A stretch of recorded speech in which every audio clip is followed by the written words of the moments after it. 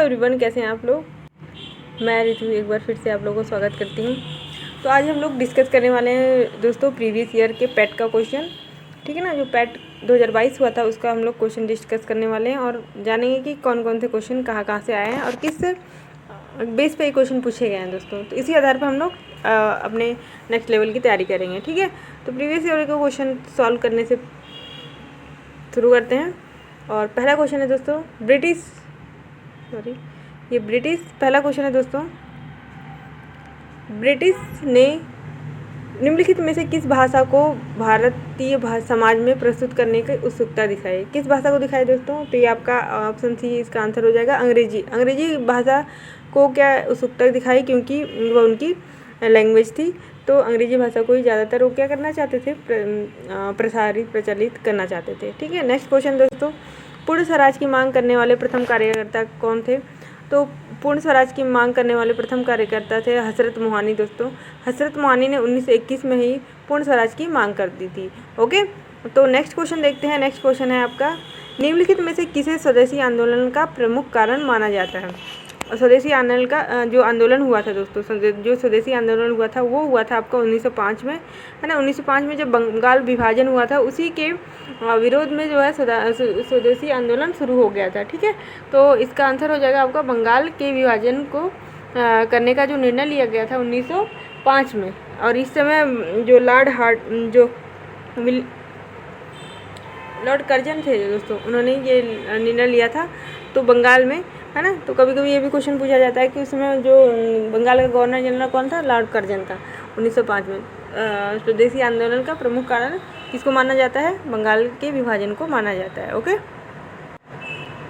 Next question है, खिलाफत मुद्दे को उठाने के महात्मा गांधी के निर्णय के पीछे मुख्य क्या कारण था?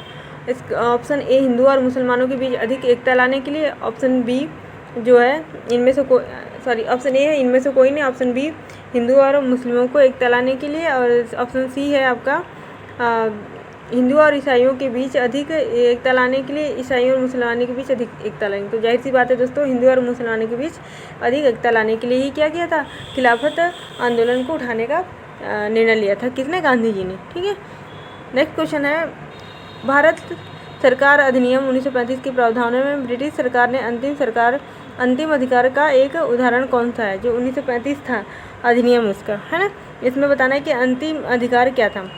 शक्ति का विभाजन करना, प्रांतीय सरकारों पर गवर्नर के विशेष शक्तियाँ, संघीय बैंक की स्थापना, प्रांतीय स्तर पर द्वैध शासन का उन्मूलन।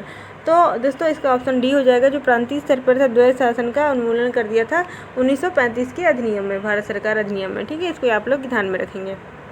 नेक्स्ट क्वेश्चन है, फॉरवर्ड ब्लॉक की स्थापना निम्नलिखित किसके द्वारा की गई? इनमें से कोई नहीं। Option B, Mahatma Gandhi. Option C, Sardar Vallabh भाई पटेल। Option D, Subhash Chandra Bose. तो आपको पता ही है कि जब फॉरवर्ड ब्लॉक की स्थापना करी थी किसने? सुभाष चंद्र बोस ने। 1929 का जो अधिवेशन हुआ था दोस्तों, उसमें अध्यक्ष पद पर ये नियुक्त हुए थे। लेकिन जो महात्मा गांधी के जो आपके महात्मा गांधी चाहते थे कि जो पट्टाभी सिद्धारमैया जी है उनको नियुक्त किया जाए, लेकिन जो वोटों के आधार पर वो हार गए थे और वोटों के आधार पर ये सुभाष चंद्र बोस जीत गए थे। फिर त्रिपुरी अधिवेशन हुआ था, उसमें क्या हुआ था कि फिर आपके जो महात्मा गांधी वो हैं उनको व्यक्तिगत हितों पर क्या हुआ, वार हुआ था। तो सुभाष चंद्र बोस ये अधिवेशन क्या है छोड़कर चले गए थे और इसके बाद पटना में जो है डॉक्टर राजेंद्र प्रसाद इसके अध्यक्ष बने थे। तो इसके बाद यहाँ से जाने के बाद इन्होंने क्या किया था? सुभाष चंद्र बोस ने फॉरवर्ड ब्लॉक की स्थापना की थी। तो ठीक है दोस्तों, तो इसको आप लोग ध्यान में रखेंगे, सुभाष चंद्र बोस का आंसर हो जाएगा। नेक्स्ट क्वेश्चन है दोस्तों, निम्नलिखित में से कौन सा जनसंख्या परिवर्तन का घटक नहीं है? कौन सा जनसंख्या परिवर्तन का घटक नहीं है दोस्तों? जन्म, मृत्यु, प्रवसन या रुग्णता। तो दोस्तों इसका आंसर हो जाएगा ऑप्शन बी, रुग्णता। ठीक है, रुग्णता ही क्या है? जनसंख्या परिवर्तन का घटक नहीं है। नेक्स्ट क्वेश्चन देखते हैं दोस्तों। नेक्स्ट क्वेश्चन है, लक्षद्वीप की राजधानी निम्नलिखित से कौन सी है? लक्षद्वीप की राजधानी आपको पूछा गया, बहुत ही इजी क्वेश्चन है आपका, कवरत्ती इसकी राजधानी है। ठीक है, कुछ लोग कवरत्ती और सिलवासा में हो गए थे, तो कवरत्ती इसकी आंसर हो जाएगा। ठीक है, नेक्स्ट क्वेश्चन है, भारत में निम्नलिखित से किस स्थान पर दिन और रात के तापमान में व्यापक अंतर पाया जाता है? तो जो थार का मरुस्थल है दोस्तों, थार का मरुस्थल, वहाँ पे क्या है, दिन और रात के तापमान में बहुत अंतर पाया जाता है, क्योंकि जो रेत होती है दोस्तों, रेत है ना, वो रात के समय क्या है ठंडी हो जाती है, तो उसका तापमान क्या है बढ़ जाता है। और सॉरी घट जाता है, ठीक है ना, तापमान घट जाता है रात का। और दिन में जो है धूप की वजह से रेत गर्म हो जाती है, तापमान बढ़ जाता है। तो थार का मरुस्थल में ही क्या है, व्यापक अंतर पाया जाता है। ओके, नेक्स्ट क्वेश्चन है विश्व को कितने प्रमुख कालों में या टाइम जोन में विभाजित किया गया है? तो आंसर हो जाएगा आपका 24, ठीक है, 24 जोनों में विभाजित किया है।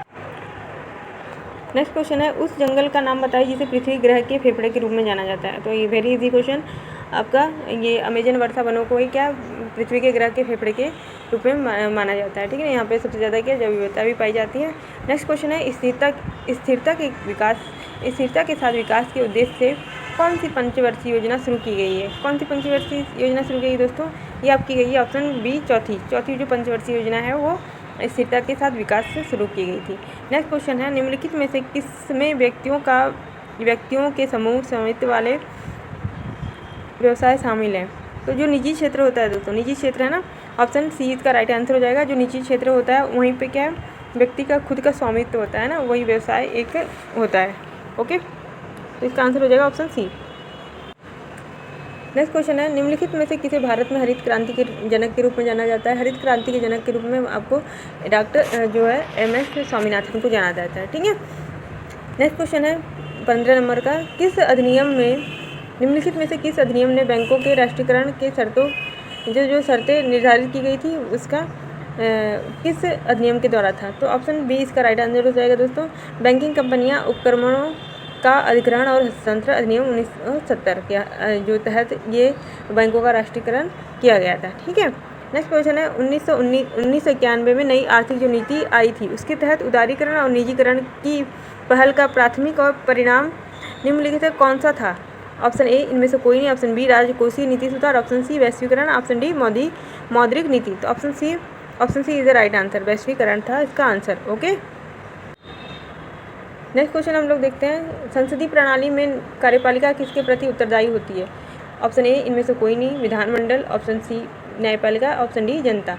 तो संसदीय जो प्रणाली होती है वो दोस्तों आपका विधानमंडल के प्रति उत्तरदायी होती है। नेक्स्ट क्वेश्चन है निम्नलिखित में से कौन सी भारतीय संविधान की मुख्य विशेषता नहीं है?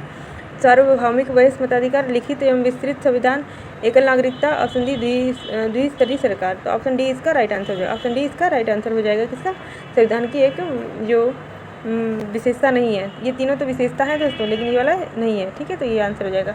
नेक्स्ट क्वेश्चन है भारतीय संविधान के लिए DPSP यानी कि जो राज्य के नीति निर्देशक तत्व हैं जो उनमें से किस संविधान से प्रेरित है, यानी कहाँ से लिया गया है? ये ऑप्शन सी इसका राइट आंसर हो जाएगा, आयरलैंड से लिया गया है। नेक्स्ट एंड लास्ट क्वेश्चन है दोस्तों भारतीय संविधान के अंतर्गत अनुच्छेद 19 क्या कहता है? 19 क्या कहता है? वाक और अभिव्यक्ति की स्वतंत्रता दी गई है अनुच्छेद 19 के तहत। तो दोस्तों हमने ये देखा कि आपका सारे जो पॉलिटी आपका हिस्ट्री से लिया गया क्वेश्चन, पॉलिटी से लिया गया है ना, मॉडर्न हिस्ट्री से लिया जाता है क्वेश्चन। ओके, पॉलिटी से लिया गया है और आपका जो इकोनॉमिक्स से लिया गया है क्वेश्चन, है ना, इकोनॉमिक्स से, पॉलिटी से, हिस्ट्री से एंड ज्योग्राफी से, ये सारे GS के पोर्शन है, इनसे लिया गया है क्वेश्चन। तो इसी आधार पे आप लोग तैयारी करिए, ठीक है दोस्तों। और इसके आगे मैं और भी क्वेश्चन कराऊंगी आपको।